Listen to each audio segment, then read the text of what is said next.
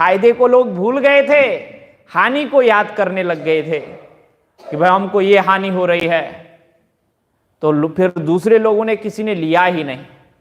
इसलिए देवराज इंद्र परेशान हो गया।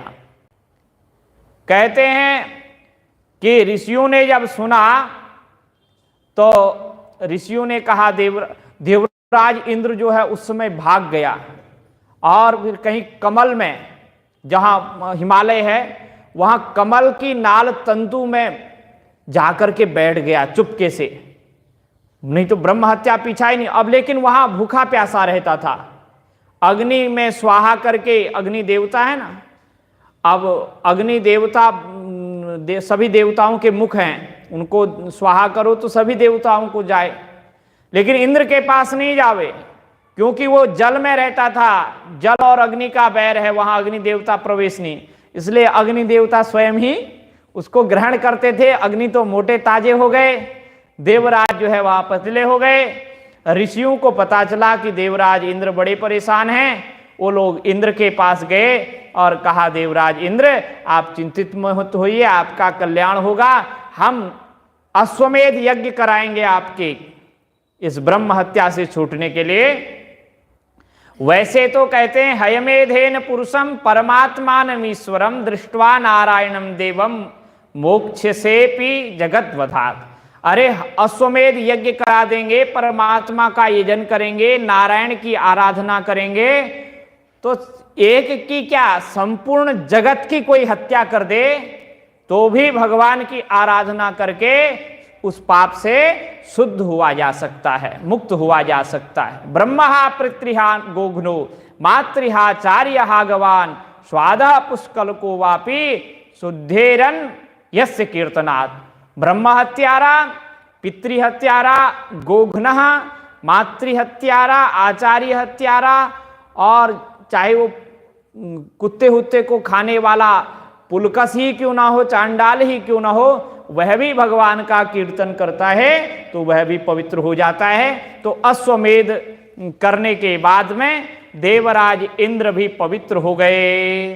इदम महाख्यानम अशेष पापमनाम प्रक्षालनम तीर्थ पदानुकीर्तनम भक्त्युत्त्रयम भक्तजनानुवर्णनम महेंद्र मोक्षम विजयम मरुत्वतः।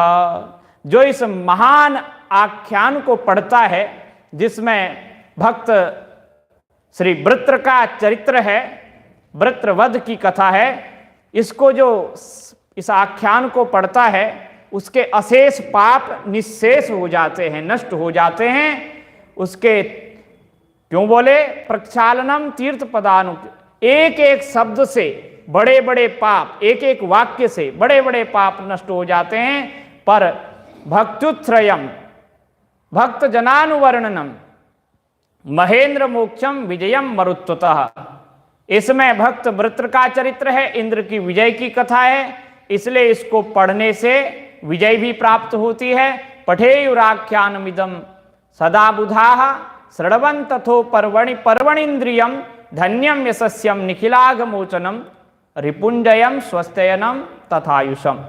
जो इस आख्यान को, इस कथा को जो विद्वान, जो बुद्धिमान व्यक्ति रोज पढ़ता है और पर्व पर्व पर पढ़ता है, जैसे एकादशी आ गई और पूर्णिमा आ गई, अमावस्या आ गई, जो पर्व पर्व पर पढ़ता है वो धनवान होता है, यशस्वी होता है और सारे पापों से छूट जाता है, शत्रु पर विजय प्राप्त करता है। काम क्रोध लोभ मोह ये तो आपके रोज के शत्रु हैं, इन पर भी विजय प्राप्त की जा सकती है। जीव का कल्याण होता है और आयु बढ़ती है। बोलो भक्त वत्सल भगवान की जय, गंगा मैया की जय, भागवत भगवान की जय।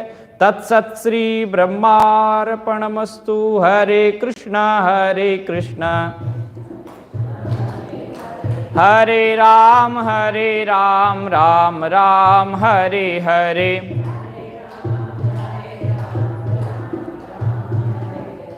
हर हर महादेव।